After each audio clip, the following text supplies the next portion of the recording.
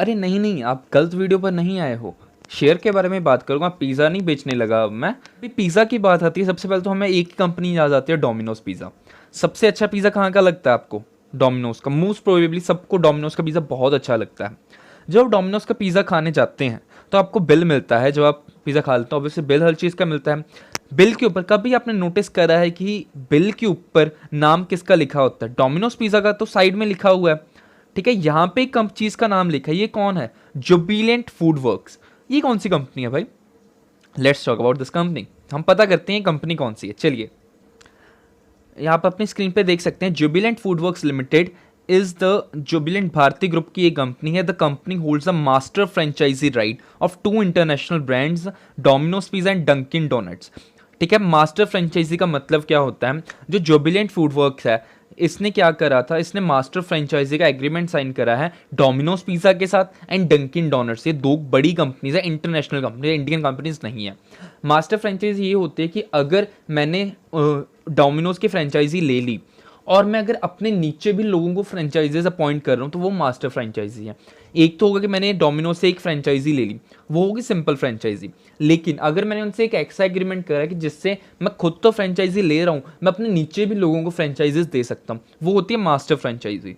ठीक है, एक चीज याद रखिए, and Jubilant Food Works is one of the India's largest food service company. India की सबसे बड़ी फूड सर्विस कंपनी है। ओके, आगे बढ़ते हैं। Since 1996 the company has the exclusive right to develop and operate Domino's pizza restaurants in India. इस company के पास एक एक्सक्लूसिव एग्रीमेंट है कि सिर्फ इंडिया में सिर्फ जुबिलेंट फूड वर्क्स है जो डोमिनोज के पिज़्ज़ा की फ्रेंचाइजी दे सकता है। अगर आपको डोमिनोज का पिज़्ज़ा खाना है तो आपको जुबिलेंट फूड वर्क्स के थ्रू ही खाना पड़ेगा। आगे चलते हैं। It is the largest franchisee of Domino's brand outside USA. Domino's जो ब्रांड है वो यूएसए का ब्रांड है। यूएसए में सबसे ज़्यादा फ्रेंचाइजीज है डोमिनोज की। यूएसए के बाद सेकंड नंबर पे इंडिया आता है। इंडिया में सेकंड लार्जेस्ट फ्रेंचाइजीज है डोमिनोज की आफ्टर यूएसए। ठीक है, जुबिलेंट का जो नेटवर्क है वो सिर्फ इंडिया तक सीमित नहीं है, वो अपने डोमिनोज की फ्रेंचाइजी दे रहा है श्रीलंका, बांग्लादेश और नेपाल में भी दे रहा है अब वो। ठीक है, तो ये तो हो गया इसके मतलब कंपनी के बारे में। जुबिलेंट फूड वर्क्स है क्या? आई होप आपको अब तक समझ आ चुका। मैंने आपको बेसिकली डोमिनोज पिज़्ज़ा के बारे में बताया। इसके और भी ब्रांड्स हैं, मैं आपको पहले इसके और ब्रांड्स दिखा देता हूँ ज़रा। तो आप यहाँ पे देख सकते हैं, यहाँ पे फर्स्ट ब्रांड जो है डोमिनोज, आप सबको पता है डोमिनोज। सेकंड है डंकिन, ये कॉफ़ी शेक्स वगैरह बनाते हैं। हॉन्क्स किचन एक इंडियन ब्रांड है। ठीक है, ये आप देख सकते हैं हॉन्क्स किचन के जो फूड प्रोडक्ट्स यहाँ पे आपको शो हो रहे होंगे।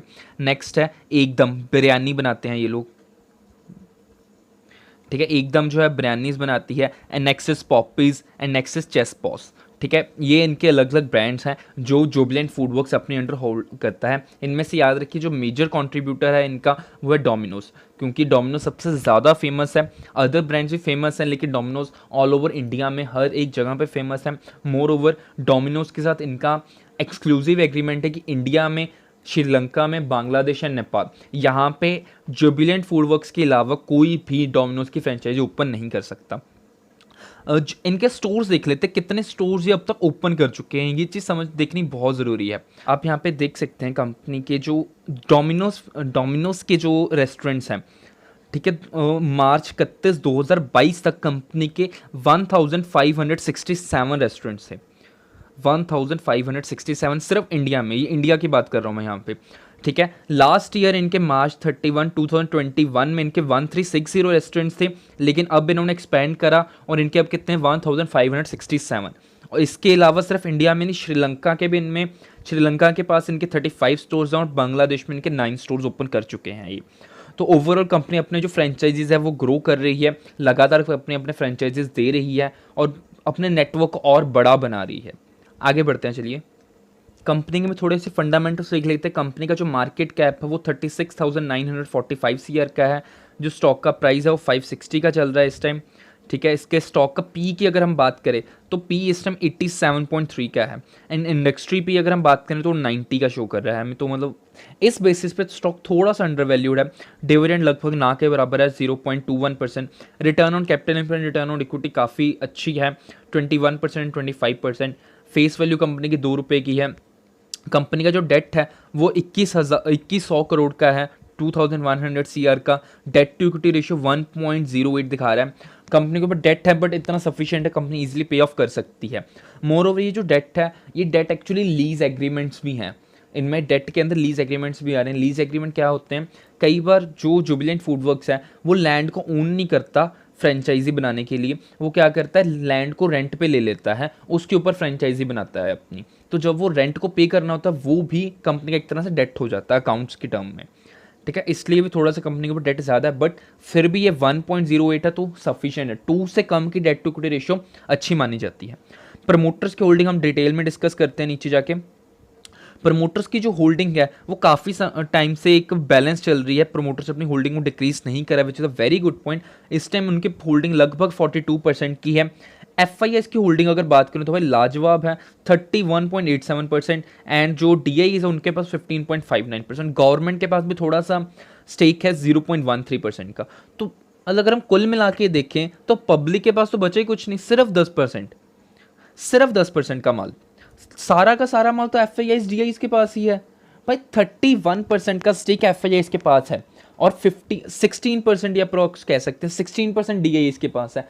अब सबको पता है DIs जो FIS होते हैं बहुत बड़े हाउसेज होते हैं, इनको अच्छे से एनालाइज करना आता है। मैं आप लोग क्या करें, हम फाइनेंशियल देख लेंगे, कंपनी के बारे में ज़्यादा कितना डिटेल में हम जा पाएंगे, लेकिन FIS DIs इनको हर एक चीज़ पता होती है कंपनी की। अगर इन्होंने इतना ज़्यादा स्टेक रख रखा है तो मतलब कंपनी अच्छी है। ओके, आगे चलते हैं अब हम।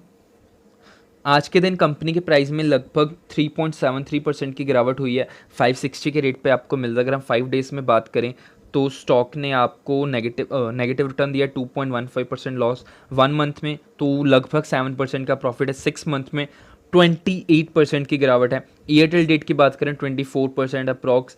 5 ईयर्स की अगर हम बात करें तो भाई 346% का रिटर्न। एंड अगर मैक्स चार्ट की बात करें तो मैक्स चार्ट में आपको लगभग 2300% का रिटर्न दिया है, ठीक है। अगर आप देखें तो कंपनी अपने ऑल टाइम हाई से काफ़ी ज़्यादा गिर चुकी है, यहाँ पे लगभग 44-5% के आसपास ही गिर चुकी है यहाँ पे कंपनी।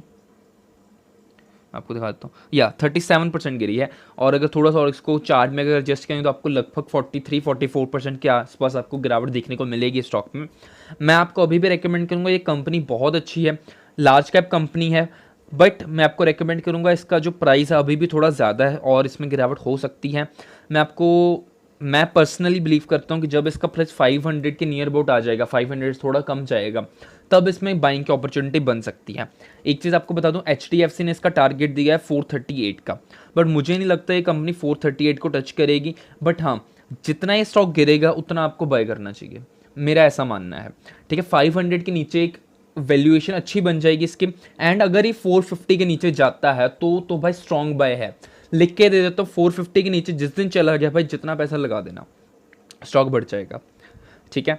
तो ये मेरा ओपिनियन है, अगर आपका ओपिनियन अलग है तो मुझे नीचे कमेंट सेक्शन में ज़रूर बताइए। एंड कोई भी इन्वेस्टमेंट करने से पहले अपने फाइनेंशियल एडवाइज़र के साथ ज़रूर बात कीजिए और खुद का एनालिसिस ज़रूर कीजिए, फिर ही किसी भी स्टॉक में इन्वेस्ट कीजिए। Thank you.